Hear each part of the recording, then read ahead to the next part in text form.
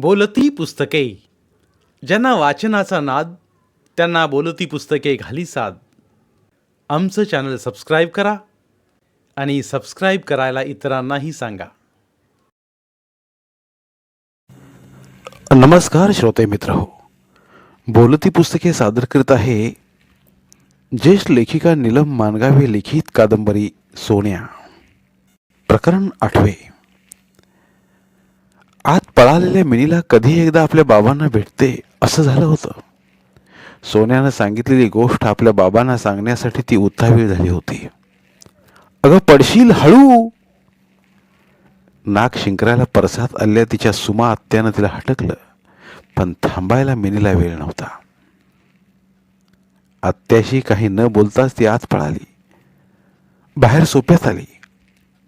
बाहेर तिच्या वडिलांजवळ बरीच माणसं होती. त्यांच्यासमोर कसं काय बरं सांगावं, मिनीला प्रश्न पडला. आता काय बरं करावं? क्षणभरातच आपला प्रश्न तिने सोडवून टाकला. आपल्या बाबांच्या जवळ जाऊन ती त्यांना म्हणाली, बाबा जरा बाहेर चला. का ग बाळ, काय काम आहे? तिचा हात धरून आपल्याजवळ ओढत ते म्हणाले. पण आपल्या जागेवरून न हलता मिनी पुन्हा त्यांनाच म्हणाली, चला ना बाहेर, माझं काम आहे तुमच्याकडं. अगं इथंच सांग, काय काम आहे? इथं नाही, बाहेर चला. 5 मिनिटात येतो, चल तू बाहेर. नाही, आत्ताच चला, फार महत्वाचं बोलायचं आहे मला तुमच्याशी. मिनीच्या गोबऱ्या गालाचा आविर्भाव पाहून अशाही परिस्थितीत त्यांना हसू आलं, पण न हसता ते तिला म्हणाले, चल 2 मिनिटात आलो, चल. 2 नाही, आत्ता चला.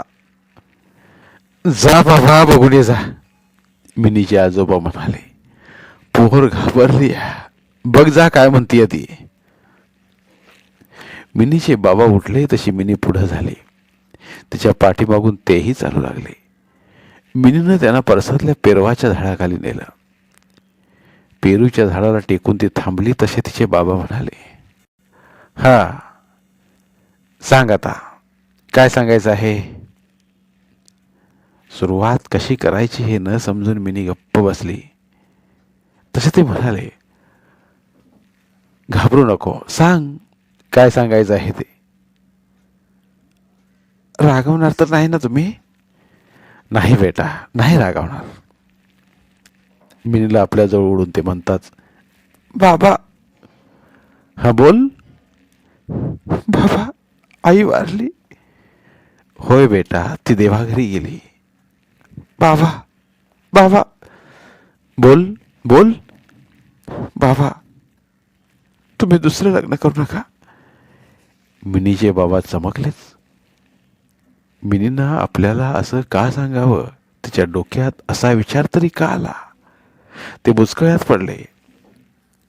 पण मिनी आपल्याकडं अपेक्षेनं पाहते हे लक्षात येताच स्वतःला सावरून ते म्हणाले, तुला कोणी सांगितलं मी दुसरं लग्न करणार आहे म्हणून? म्हणजे नाही ना करणार? मिनी अत्यानंदानं म्हणाली, नाहीच करणार. आणि केलंच तर? अगं नाही करणार. समजा केलंच तर? अगं पण नाही म्हणतोय ना मी. तुझ्या आईला मी कसा विसरेन? तिला विसरणं शक्य नाही आणि लग्न करणं तर अशक्यच. तेव्हा मनातून हा विचार काढून टाक पाहू. पण बाबा, समजा तुम्ही केलंच तर? अगं नाही, खरंच सांगतो नाही. बाबा, समजायला काय हरकत आहे? समजा तुम्ही लग्न केलंच तर? तर काय? तर मला सावत्र आई येईल आणि आणि काय? आणि मग तुम्ही मला माराल, रागवाल, उपाशी ठेवाल, कोंडून घालाल. बोलता बोलता मिनी रडू लागली. तिला आपल्या पोटाशी धरून ते मग म्हणाले, कोणी सांगितलं तुला हे सगळं? सोन्यानं. सोन्यानं? काय सांगितलं? हेच की सावत्र आल्यावर वडील मारतात म्हणून, आणि तुम्हाला दुसरं लग्न करू देऊ नको म्हणून. बिचारा सोन्या. सोन्याची सगळी परिस्थिती माहीत असल्यामुळे ते हळहळले. आपल्या अनुभवातून सोन्यानं मिनीला सावध केलं होतं हे पाहून ते विचारात पडले. सोन्याचं तरी काय चुकलं होतं? आपल्या वाट्याचं दुःख मिनीच्या वाटेला येऊ नये म्हणून आपल्या बाळबुद्धीला सुचलेलं त्यानं मिनीला सांगून टाकलं होतं. बाबा, खरं आहे ना सोन्याचं? नाही नाही. सोन्याला खोटं ठरवणं तिला पटत नव्हतं, कारण सोन्याचं दुःख तिलाही माहीत होतं. तसं नव्हे बेटा, हे बघ, सोन्याचे वडील त्याच्या सख्ख्या आईलाही मारत होते. हे कदाचित तुला माहीत नसेल. मला माहीत आहे बाबा. सोन्याचे वडील त्याच्या आईला कोंडूनही घालत होते. तेच म्हणतो मी, ते तिला मारत होते आणि आत्ताच्या आईलाही ते मारतात आणि सोन्यालाही ते आधीपासूनच मारतात, होय ना? होय. अगं, एक एक माणसं असतात दुष्ट, म्हणून काय सगळीच तशी नसतात. मला सांग, मी तुझ्या आईला कधी मारलंय? नाही. तुला मारलंय? नाही. मग दुसरी आई आली तर मी तुला का मारेन? आणि तिला तरी कशासाठी मारेन? तिला नाही, पण तुम्ही मला माराल. का बरं मारेन मी तुला? दुसरी आई सावत्र आई असते. ती मुलांची चहाडी सांगते आणि मग वडील तिचं ऐकून मारतात. हेही सोन्यानं सांगितलं? होय. आणि ध्रुव बाळाची गोष्टही मला माहीत आहे. वेड्या, तुला ध्रुव बाळाची गोष्ट माहीत आहे, पण घरातल्या आजीची गोष्ट माहीत नाही? म्हणजे तुझी आजी म्हणजे माझी आई ही माझी सख्खी आई नव्हे. म्हणजे? मिनीने भुवया उंचावल्या. म्हणजे ती माझी सावत्र आईच आहे. आता मला सांग, तिनं कधी मला मारले? ती माझी सावत्र आई आहे असं वाटतं तुला? तिचं वागणं सावत्र आईसारखं आहे? म्हणजे सावत्र आई अशीही असते? होय. अगं, आई ही आईच असते, मग ती सख्खी असो की सावत्र असो. मग सोन्याच्या दृष्टीनं त्याचं बरोबर आहे. त्याचे वडीलच हेकट आणि तरेवाईक आहेत. पण एक लक्षात ठेवा. काय? हेच की मी दुसरं लग्न करणार नाही, आणि केलं तरी सोन्याच्या बाबांसारखं वागणार नाही. स्वच्छ हसून मिनी म्हणताच तिला उचलून कडेवर घेऊन मिनीचे वडील आत गेले. रात्रीच्या अंधारात आकाशातला चकाकता ध्रुव मलूल झाला, खजील झाला. आपल्या गोष्टीने मुलांच्या मनावर झालेला विपरीत परिणाम पाहून तो ढगा आड लपला. मिनीच्या घरातून बाहेर पडलेला सोन्या सावडीच्या कट्ट्यावर येऊन बसला. घरी परतायची घाई नव्हती, कुणाला त्याची काळजीही नव्हती. त्यामुळे येणाऱ्या जाणाऱ्यांच्याकडे पाहत तो खुशाल बसला. शेतातून येणाऱ्या जनावरांना आपल्या गोठ्यात परतण्याची ओढ लागली होती, म्हणूनच की काय, आपल्या पायात घोटाळणाऱ्या वासरा रेडकांना सारून गुरे अवखळतपणे पळत होती. दुधाने भरलेली काळ दोन्ही पायात मावत नसल्यामुळे मागचे पाय फेंगाळून चालणाऱ्या गुरांना पाहताना सोन्याला गंमत वाटत होती. ज्यांच्यासाठी या दुधाने भरल्या घागरी परमेश्वराने निर्माण केलेले आहेत, त्या वासरांना त्याचा काहीच उपयोग नसून ते दूध थोड्याच वेळात डेअरीच्या कॅनमध्ये येऊन पडणार आहे. याची जाणीव होता सोन्याला वाईट वाटलं. वासरांची त्याला दया आली. त्यानं पाहिलं होतं की पाना घालीपर्यंतच वासरांना सोडलं जातं आणि पाना फुटताच निष्ठुरपणे ओढून त्यानं पाठीमागच्या खांबांना बांधलं जातं. त्यावेळी वासरांचे झालेले केविलवाने डोळे पाहून त्याला वाटे की आपल्यात आणि त्या वासरात काहीतरी साम्य आहे. नेमकं काय साम्य आहे हे त्याला समजायचं नाही, पण ज्यावेळी आपल्याला उपाशी ठेवलं जातं त्यावेळी आपलेही डोळे तसेच होत असतील का, त्याला प्रश्न पडायचा. पण प्रश्नाचं उत्तर काही सापडायचं नाही. आणि त्याला गायींचा राग यायचा, म्हशींचा राग यायचा, त्यांच्या मालकांचा राग यायचा आणि आपल्या बापाचाही राग यायचा. जनावरांचे कळप एकापासून एक गावात जात होते आणि दुधाने भरल्या किटल्या एकामागून एक डेअरीच्या वाटेला लागल्या होत्या. त्या किटलीत त्याच्या घरचीही किटली होती. घरची आठवण होताच त्याने आपला खालचा ओठ दाताखाली दाबला आणि मान वर केली. वर कावळ्यांची काव सुरू होती. आपापल्या घरट्यात परतण्यासाठी त्यांची धावपळ चाललेली होती. माणसांपेक्षा हे कावळेच बरे, त्याच्या मनात विचार आला. चिमण चारा घेऊन आपल्या पिलांबरोबर कोकिळीच्या पिलांनाही वाढवणारे कावळे त्याला कर्णाचे अवतारच वाटले. घेणं नाही, फक्त देणंच ज्यांना माहीत ते काय कर्णापेक्षा वेगळे आहेत. कुठे चोंबडेपणा नाही, कुठे आपपर भाव नाही, की कुणाच्या घरात घुसणं नाही.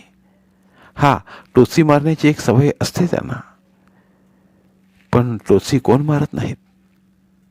रागावणारे त्याचे वडील काय किंवा त्याच्या मित्रांना गरिबीवरून बोलणारे शिक्षक काय, कावळ्यासारखेच टोची मारतात.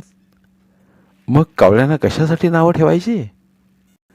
काय रे, लई पैसे मोजायला लागलायस? कुणाच्या तरी बोलण्याने सोन्याची चंतंदरी भंगली. आवाजाच्या रोखानं त्यानं पाहिलं तर सुताराचा आनंदा बोलत होता आणि सुताराचाच गणपा पैसे मोजत होता.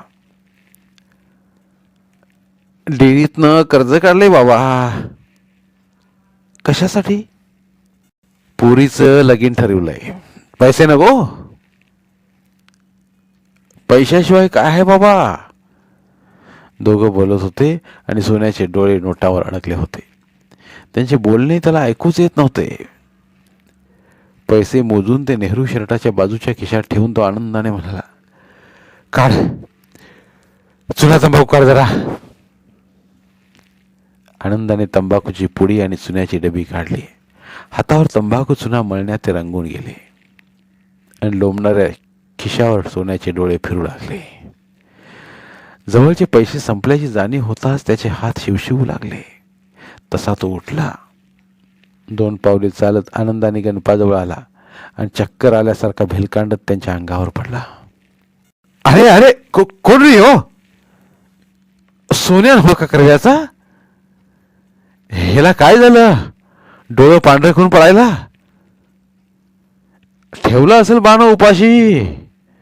गणपा त्याला मांडीवर घेत आनंदाला म्हणाला, पळ, जरा पाणी आण आणि मार तोंडावर. आनंदा पाणी आणायला पळाला आणि एका अंगावर असला सोन्यानं गणपाच्या खिशात हात घातला. हाताला लागलेली नोट उचलून त्यानं खिशातून हात बाहेर काढायला आणि आनंदा यायला एकच गाठ पडली आणि मुद्देमालासह आनंदाने सोन्याची चोरी पकडली. काय बेरकी आहे पोरग? म्हणून आनंदानं खस्स दिशी ओढून त्याला उठवून बसवलं आणि सुक्काळीच्या खोड काही जात नाही तुझी? कशापायी चोऱ्या करतोस? म्हणाला. तसा सोन्या भोकाड पसरून रडू लागला. म्हणाला, 4 दिवसात जेवलो नाही तात्या, लई भूक लागली म्हणून खिशात हात घातला. चुकलं माझं. त्याच्या बालिशपणाला फसून आनंदानं त्याला तर सोडलंच, पण वर खाण्यासाठी म्हणून 2 रुपयेही देऊन टाकले. सोन्या असा तयार होत नव्हता. घरातला राग बाहेर काढत होता. उपाशी पोटाची खळगी भरण्यासाठी लहान लहान चोऱ्या करीत होता. दुसऱ्यांना गंडवत होता, फसवत होता, लुबाडत होता. आपल्याबरोबर आपल्या मित्रांची नड भागवत होता. पण हळूहळू त्याचं कृत्य लोकांना समजू लागलं. 1-2दा तो चोरी करताना सापडलाही, पण लोक काय करणार त्याला? एवढ्याशा पोराला मारणार तरी कसं? थोडं खडसावून रागावून ते त्याला सोडून द्यायचे आणि नव्या उमेदीने तो पुन्हा चोरी करायचा. बघता बघता चोरटा हा शिक्का बसला त्याच्यावर. आणि एकदा शिक्का बसला, एकदा कानफट्या नाव पडलं की सगळ्यांना सोपं जातं. नेमकं असंच होऊ लागलं. घरातली, दारातली, शेतातली कुठलीही वस्तू हरवली तर सोन्यानं नेली असेल म्हणून सोन्याच्या नावावर सगळं खपू लागलं. एवढ्याशा पोराची गावाला दहशत बसली. गाव त्याला घाबरू लागला. संध्याकाळी सगळ्या वस्तू आठवणीने घरात घेऊ लागला. दारांना, खिडक्यांना व्यवस्थित कड्या घालू लागला. झोपायच्या आधी दारा पाठीमागे, पोत्यांच्या सांदरी कोपऱ्यात, कॉट खाली, माळ्यावर वगैरे ठिकाणी सोन्या लपला तर नाही हे पाहू लागला. सकाळी उठल्यावर आपल्यातलं काही गेलं नाही याचा आनंद मानू लागला. गावात सोन्याशिवाय चर्चेला विषय नव्हता. आज काय सोन्याने पैसे चोरले, आज काय सोन्याने चिवडा चोरला कुणाचे लाडू पळवले, कुणाच्यातलं दूध पळवलं, क्वचित साड्या पळवल्या, पॅन्ट पळवली, अनेक वावड्या उठू लागल्या. पण लोकांच्या बोलण्यात सोन्याबद्दल राग नव्हता, द्वेष नव्हता, तिरस्कार नव्हता की हेटाळणी नव्हती. होतं ते कौतुक. एवढ्याशा पोराचं एवढं डोकं चालतंच कसं म्हणून उत्सुकता होती. याला भीती कशी वाटत नाही कुणास ठाऊक म्हणून शाबासकी होती. मोठा झाल्यावर चांगला दरोडेखोर होईल म्हणून भीती होती. आणि कसं होणार आता या पोराचं म्हणून काळजीही होती. पण या सगळ्या भावना वरवरच्या होत्या. एखाद्या मोठ्या घराला आग लागावी, बाहेर प्रचंड जनसमुदाय जमलेला असावा आणि आग आग म्हणत सगळी छाती बडवत राहावीत. मात्र आग विझवण्यासाठी, आगीत सापडलेल्यांना वाचवण्यासाठी आगीत जाण्याचं धाडस कुणाजवळही नसावं तसं झालं होतं. आग विझवायची राहिलीच बाजूला. अंगाला झळ सुद्धा लागून घ्यायला कोणी तयार नव्हतं. उलट धाड धाड घर कसं पेटतंय, ठिणग्या कशा उडतायत हे पाहताना लोकांची करमणूक होत होती. पण लागलेली आग आपल्याही घराला लागू शकते याचा विचारच लोकांच्या मनात येत नव्हता. नव्हे, त्यांनी त्याकडे दुर्लक्षच केलं होतं. दिवस जात होते, चर्चेत भर पडत होती आणि एक दिवस गावात एक अजब घटना घडली. परटाच्या गण्याकडे त्याचा मेहुणा आला होता. नवी सायकल घेतली म्हणून आपल्या बहिणीला आणि मेहुण्याला दाखवण्यासाठी तो मुद्दाम आला होता. हळद कुंकू लावून सायकलला ओवाळून गणाची बायको मंगलाने सगळ्यांना साखर वाटली. नंतर घरात सगळ्यांच्या गप्पा रंगल्या. मंगला चहा पोहे करण्यात गुंतली. बराच वेळ गप्पा मारून चहा पोहे खाऊन मंगलाचा भाऊ विलास जायला निघाला. त्याला पोचवायला सगळी बाहेर आली तर बाहेर सायकल नव्हती. सायकल कुठं गेली, सायकल कुठं गेली म्हणून सगळ्यांनी शोधाशोध केली, पण सायकल सापडली नाही. नवी सायकल कोणीतरी पळवायला नेली असेल म्हणून सगळ्या गल्लीतच नव्हे तर गावातही शोध घेतला, पण सायकल काही मिळायलाच तयार नव्हती. मग गल्लीत खेळणाऱ्या मुलांना इथं कोणी आलं होतं का रे, सायकल कोणी लिहिली माहीत आहे का रे म्हणून विचारणा केली. बक्षिसांचं आमिष दाखवलं, पण कुणी काही सांगितलं नाही. कुलूप का लावलं नाही म्हणून मग सगळ्यांनी गण्याच्या मेहुण्याला भंडावून सोडलं, चक्क वेड्यात काढलं. बिचारा गणाचा मेहुणा खजील झाला. पै पै साठवून घेतलेले सायकल अशी फुकाफुकी गेल्याचं पाहून त्याच्या डोळ्यात पाणी आलं. झक मारली आणि सायकल दाखवायला आलो असंही त्याला वाटून गेलं, पण काही वाटून काही उपयोग झाला नाही. हवेत विरल्यासारखी सायकल विरून गेली. परटाची सगळी माणसं गल्लीत आली. सायकल कुठे गेली असेल एकच झोड उठली आणि शेवटी सोन्यानं तर चोरली नसेल या शंकेशी येऊन सगळे शांत झाले. सोन्यानं सायकल चोरली असेल सगळ्यांचे एकमत झाले.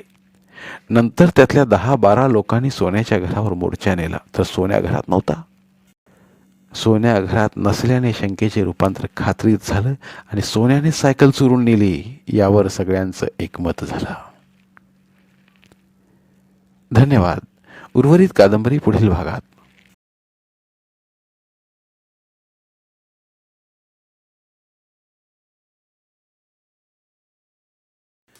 धन्यवाद.